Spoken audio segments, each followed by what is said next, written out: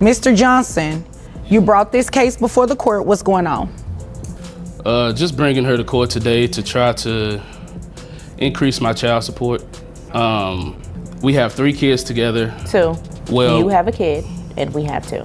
I forgot she never claimed my other one, so we have 2 kids together. She's a realtor. I'm a school teacher. She makes quite a bit. Mr. Johnson opens up the case by explaining that he's here to try to increase his child support. He mentions that they have 2 children together, but he's frustrated by the fact that she refuses to acknowledge his other child.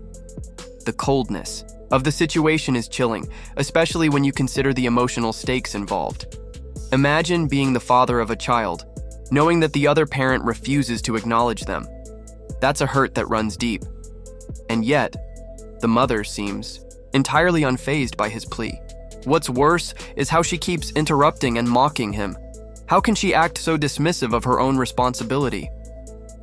This sets the stage for a battle where it feels like she's not just avoiding financial responsibility, but any responsibility at all. Let him finish before you keep interrupting him. I This promise how the whole relationship I has been. promise you, I'm gonna let her finish. I can promise you I will get to you as soon as I'm done with him, okay? Okay, I'm sorry. Okay, no problem. Just like you could get to whatever Okay, you Your gotta Honor, do. As the conversation continues, Mr. Johnson provides more details about his situation.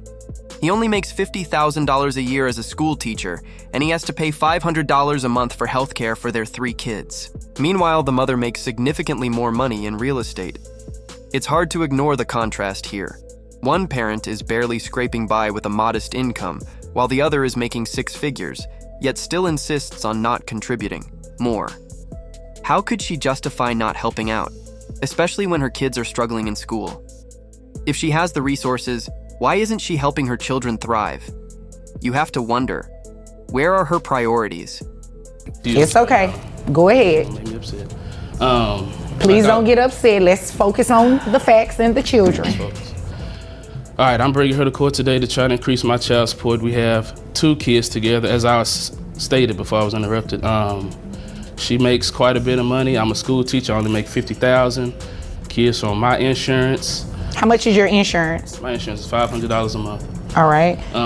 And it's you and the 3 children on there? Correct. Okay. Mr. Johnson's frustration is palpable. He's not just asking for more money, he's pleading for basic help to ensure his children don't fall behind academically. And how does she respond?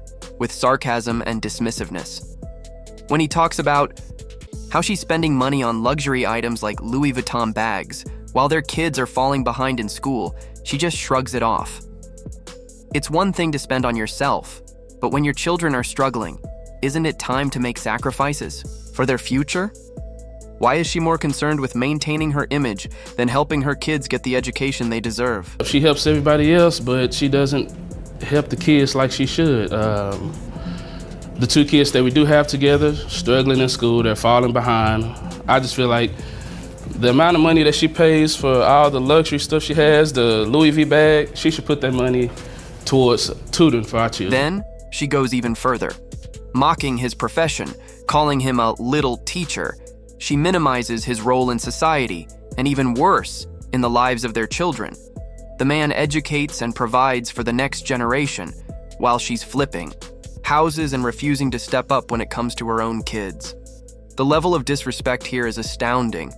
At this point, it's clear that the emotional weight of this case isn't just about money, it's about respect. She can tear him down all she wants, but it doesn't change the fact that he's doing the hard work while she avoids hers. This isn't just a financial argument, it's a moral one. And it's obvious which one. I see her looking at me. She knows everything I'm saying is accurate, so it is what it is. Okay. Any assistance I can get is greatly appreciated. Okay, now you say you want to increase child support. Yeah. How much money are you getting right now from her?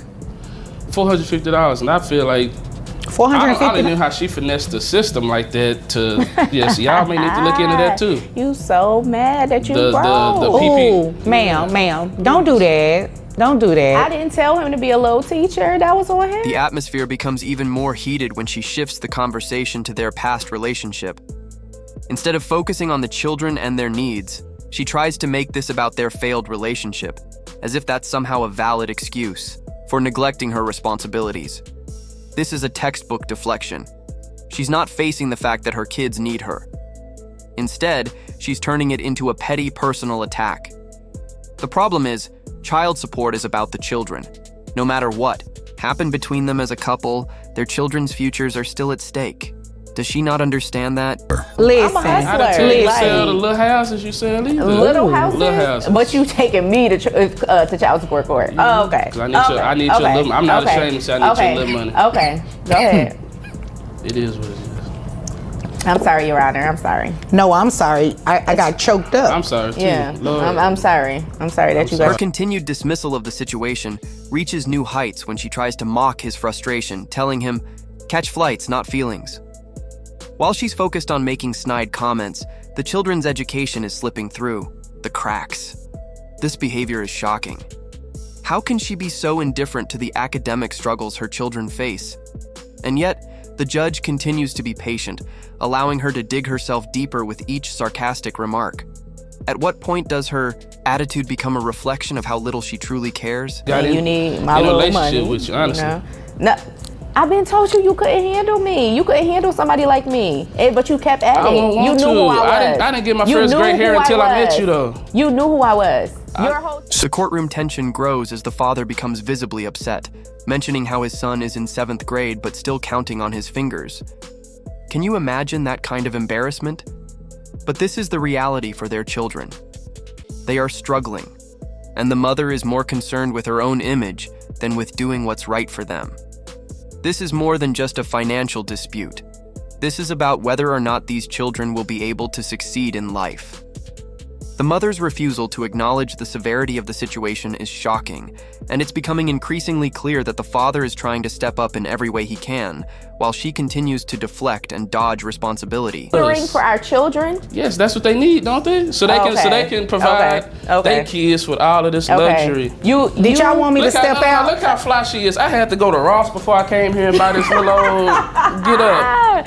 Look at her. Did y'all need me to leave while you all finish this? You gotta leave. I'm 'Cause I need sorry. some help. I'm I know if sorry. you leave, you might not come back. It's a long You're day. absolutely right. But I'ma he's let been you throwing finish. daggers since he got in here. I ain't let say you- nothing to you.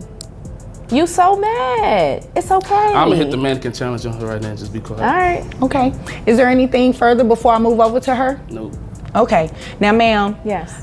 first off, don't call him a little teacher. That's not nice. Don't do that. That is not nice. He is a teacher. Yes. Okay. Okay, I'm sorry. It's okay. Don't be sorry. sorry. Just don't do it. Okay. All right. The turning point comes when the mother is caught in a lie about her income. She had claimed she made $150,000 a year, but now she's scrambling to downplay it. The truth is starting to surface, and she's desperately trying to cover her tracks.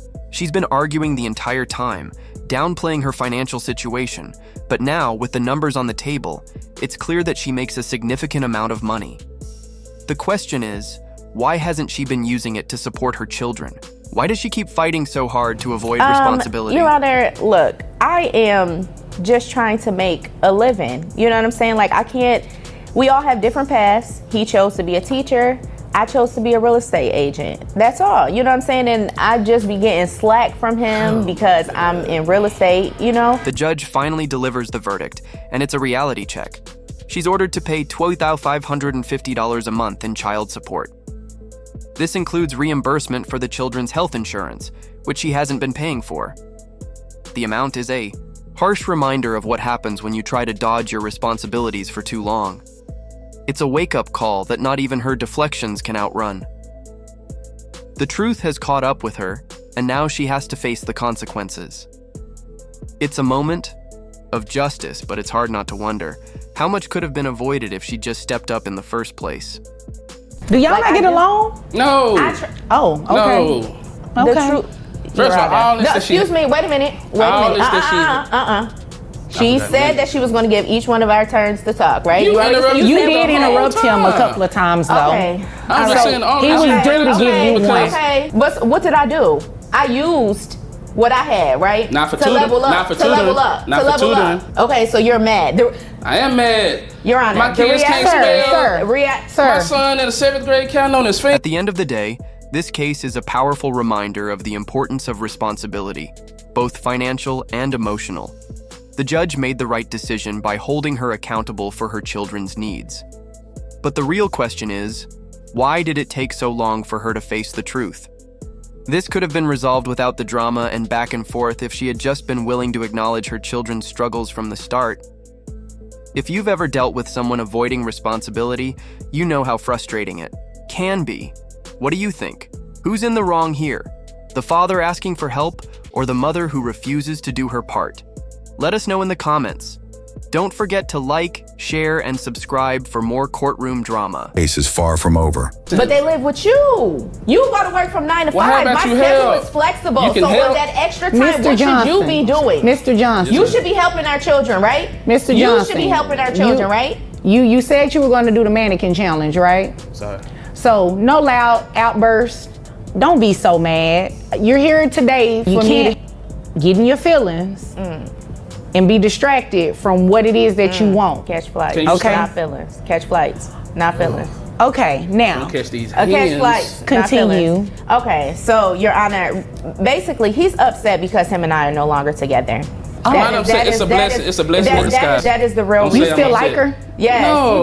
It's okay. I need the money, the financial It's okay. support. Oh, You okay. can like He me. need the I money. don't even like We the got houses. I don't even like history. the You houses can- she sell. They fall apart. It doesn't Oh. matter. They fall It doesn't apart. matter. But you got me here for my money. Ma'am, are Me you, too. Falling apart houses is what's gonna make you money, right? ma'am, are you selling lemon homes? No, ma'am, I'm Lemon. not. No, ma'am, I'm not. They I am ain't- a flipper.